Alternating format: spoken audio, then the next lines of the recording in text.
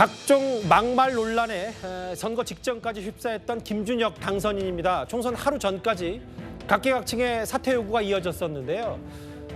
본인 당선 소감에서 유권자들에게 사죄 메시지를 전한 걸로 저도 기억하는데 오늘 한 유튜브 방송에 출연했습니다. 아까 김동하 당선인과 같은 유튜브인데요. 한번 들어보겠습니다.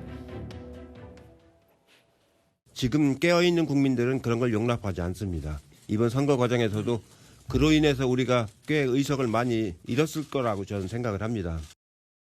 사퇴하라는 이야기 많았고 굉장히 왜곡된 보도가 좀 많이 있었죠. 제가 했던 발언들이 역사적으로 어긋난 발언이 아니었는데 제가 여성 혐오자, 변태 성욕자 이런 정도로까지 만들었는데 전혀 사실이 그렇지 않고 각종 기사 중에 사실관계가 어긋난 대목들이 있을 거 아닙니까? 고소고발하십시오. 예, 그 부분은 이제 차분하게 좀 준비를 좀 하도록 하겠습니다. 잘 준비하고 있습니다, 실제로.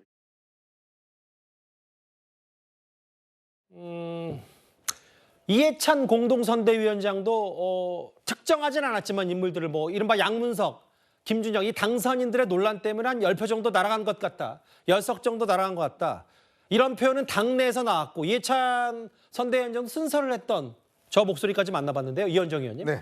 어제 SNS에 이화여대 혹은 이대생 성상납 관련해서 빠른 시일 내에 직접 찾아뵙고 사과하겠다라고 했는데 오늘은 이걸 언론을 통해서 언론을 겨냥한 건지 모르겠지만 악의적으로 혹은 어긋난 발언들이 있다. 고소고발 차분하게 준비하겠다. 이렇게 얘기를 했습니다.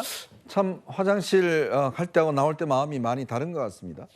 지금 보면 김준혁 당선인이 결국은 또 이렇게 본인의 입장을 많이 바꿨네요. 발언했던 내용들이 역사적 어긋난 발언이 아니다라고 했는데 참 그렇게 선거 전에는 그렇게 낮은 자세를 하다가 바로 당선인 되자 말자 이제는 다시 역공을 하고 있는 것 같습니다. 근데 아까 좀 전에 우리가 이야기했던 김동하 당선인하고 이 김준혁 당선인하고 두 사람 다 어디 가서 이야기했냐? 바로 김어준 방송에 가서 이야기를 한 거죠. 유튜브에 가서 이야기를 했는데 그 질문 내용이 보면 결국 그렇습니다. 김어준 김어준 씨요? 이렇게 지금 이야기를 하고 있는 거예요. 부추기고 있는 거죠. 고소고발해요. 라고 부추기 있으니까 하겠다. 또 이렇게 지금 엮어내는 거고. 아까 좀 전에 이제 김동하 인터뷰도 마찬가지고. 결국 지시를 내리는 거 아니겠습니까? 저는 그렇게 봅니다. 지시까지 해요. 하여튼 그런 식으로 해서 이게 예. 이끌어 나가는 거예요. 결국은 이게 이제 결국 좀 전에 이해찬 대표 이야기도 나왔지만 이게 이제 당선되고 나니까 상황 자체가 다른 거예요. 양문석 지금 당선인도 본인 지금 언론 하기 위한 법을 제1호 법안으로 내겠다는 거 아니겠습니까? 예. 그러니까 다들 이렇게 민심의 할 때는 놔주고 하다가 결국 당선되고 나니까 이제는 다시 역공을 하고 있는 건데 참 기가 막힙니다. 바로 이런 것들 때문에 저희가 이 선거 전에도 어떤 이런 분들에 대한 판단을 이야기를 했는데 어쩌겠습니까? 결국 이 수원정에서 후보로 뽑았기 때문에 그것에 대한 또 존중을 해야 되는 것이고 그거는 일단 국민의 선택이기 때문에 어쩔 수가 없는 것 같습니다. 이해찬 위원장 아까 제가 잠시 언급했던 부분이 선거 과정에 그로 인해 의석 꽤 많이 잃었다. 실제로 동아일보 보도에 따르면 한 당 지도부 의원이 김준혁, 양문석 두 사람 논란으로 최소 10석 잃었다고 해도 무리가 아니야라고 했거든요. 일단 근데 이제 민주당 당 차원의 정책 부분은 이렇고 개인적으로 봤을 때 본인 생각은 제가 했던 발언들이 역사적으로 어긋난 발언은 아니고 차분하게 준비하고 있다. 박성문 비서관 생각은 어떠십니까?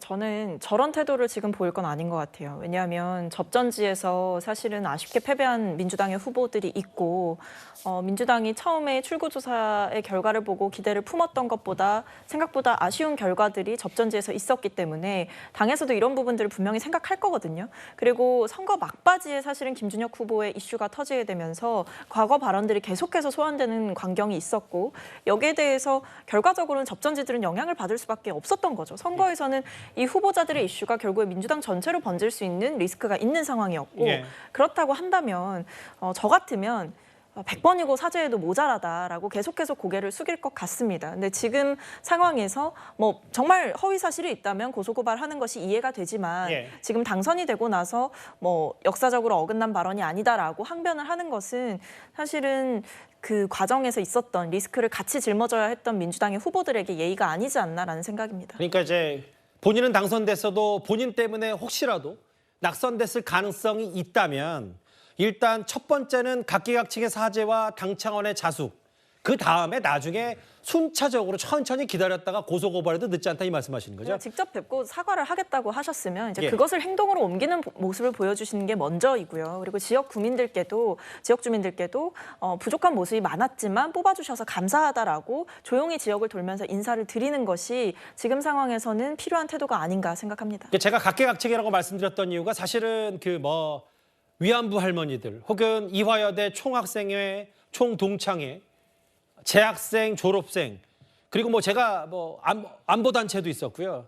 뭐 제 기억이 뭐 사실은 뭐 엄청난 많은 그 조목조목 시민 단체에서도 특히 안동 유림분들까지 여의도 오셔서 뭐 바로 규탄 집회했던 것도 기억나는데 일단 잠깐 화면이 뭐가 지나갔는데 SNS에는 오늘 백범 김구 선생 묘소를 찾았습니다. 아마 김주혁 후보가 그동안의 역사를 비판하는 과정에서 이른바 친일파 논란이 있었던 인물들 중심으로 막 여러 가지 얘기들을 좀 했었는데 뭐 그거의 연장선상인지는 모르겠습니다만 오늘 글쎄요 직접 뵙고 사과하겠다 이 얘기도 좀 기다려보고 일단 김주혁 후보의 SNS는 저렇게 백범 김구 선생의 묘부터 찾은 느낌도 있고요. 알겠습니다. 김주혁 후보 행보는 뭐 앞으로도 선거 초반 여의도 입성 전에도 좀 기다려봐야 될 것 같은데요. 일단 그런데 김주혁 후보가 당선이 된 수원정으로 한번 가보겠습니다. 수원정 노돌 교수님. 수원정에 전국 254개 투표소 가운데 지역구 가운데 수원정의 무효표가 가장 많다면서요? 글쎄요, 무효표가 4,696표나 나왔다는 거죠. 정말 이례적인 거죠. 보통 뭐 예를 들어서 경합지, 접전지에서는 뭐 1,000표 미만으로 갈린 데도 많고 아무리 많아도 이제 무효표가 1,000표 이상 나온 데는 많지 않다는 것이거든요. 이수정 후보와 그 격차를 보니까 2,307표, 그보다 거의 2배 되는 뭐 그런 이 무효표가 나왔는데 이 뜻이 뭐겠습니까? 야당 지지자들이 찍으러 갔는데 투표소에 갔는데 그야말로 뭐 비례해서 더불어민주연합이나 조국혁신당을 찍고 나서 지역구에서는 김준혁 후보를 차마 찍을 수 없었다. 이런 표시 아니겠습니까? 추측이지만 그렇다고 생각이 됩니다. 그렇기 때문에 다른 데보다 훨씬 많은 저렇게 이례적인 투표, 무효표가 나왔고요. 이런 뜻을 좀 김준혁 후보, 당선인이죠. 당선인이 좀 뭔가 심각하게 받아들여야 되지 않을까 싶은 생각이 듭니다. 과거 만화였죠. 여러분도 기억하시는 분도 혹시 있을 텐데 뭐 정치인들이 선거에 임하는 자세 그래가지고 처음에는 납작 엎드렸다가 점점 더 시간이 가면서 이렇게 했다가 당선이 되면 이렇게 된다는 그런 만화가 있었던 거 기억합니다. 지금 딱 그런 태도입니다. 왜 그런지 이해가 안 됩니다. 역사적 근거가 있는 거라고 얘기했지 않습니까? 그러면 고소고발할 게 아니라 본인이 역사학자 출신이시니까 역사 근거를 제시하고 내 발언이 왜곡됐다. 어느 부분에서 왜곡됐다. 이렇게 얘기하는 게 정도 아니겠습니까?